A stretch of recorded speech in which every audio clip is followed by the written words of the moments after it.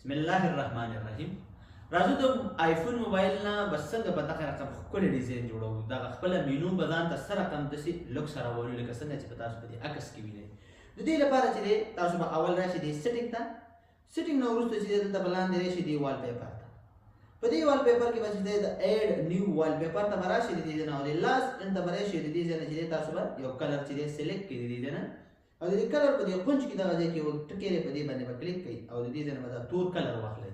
چې کله مو دا تور کلر واخیستو د دې ځای نه اوس چې زه غواړم چې دی د دې سات فونټ بدل کړم نو تاسو د دې سات فونټ چې دی هر رقم چې دی دا رقم اخلئ. ګوره تاسو ته په دې ویډیو کې په دې سکرین کې ښکاري. زه راغلم دلته چې دی د دې ځای نه مې دا واخیستو د دې دا سیز تاسو کمولی او زیاتولی شئ د دې ځای نه. اوس چې دی دا مې دلته کلوز کړي د دې ځای نه.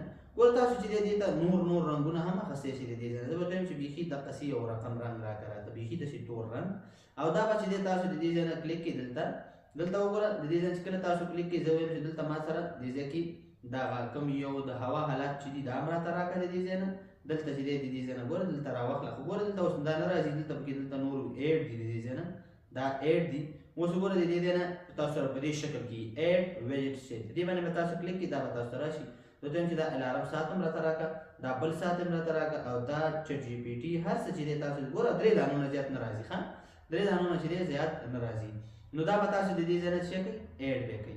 چې کله ایډ کې دلته سیټ ایز ا ویل پیپر کوئ. چې کله سیټ ایز ا ویل پیپر شو نو دا په دې شکل شو راغلل په دې شکل ګوره زموږ په دې شکل شو دا موبایل. اوس به څنګه کوو اوس به تاسو په دې ځای کې د سکرین باندې به ګوته کلکه ونیسئ په دې رقم باندې او دا به چې دی د دې ځای نه په دې شکل کې راشي دا ایډیټ او ډن به ورسره راشي.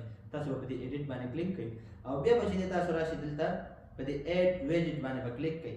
د دې ځای نه زه غواړم چې دې کې یو دانه ساعت هم دلته ایډ کړم د دې ځای نه او بیا راشم دلته کلیک کوم د دې ځای نه. که تاسو دلته راشئ د دې ځای نه زه به ورته ووایم چې ماته دلته دغه د یوټیوب چې دی مثلا د یوټیوب نښه ماته هم د دې ځای نه پکار ده دا راولم د دې ځای نه دلته کلیک کړه نو دلته وګوره دا به راواخلئ تاسو دلته په دې ځای کې داسې کېږدئ ځان سره او دا چې دی تاسو د دې ځای نه ډن کړئ.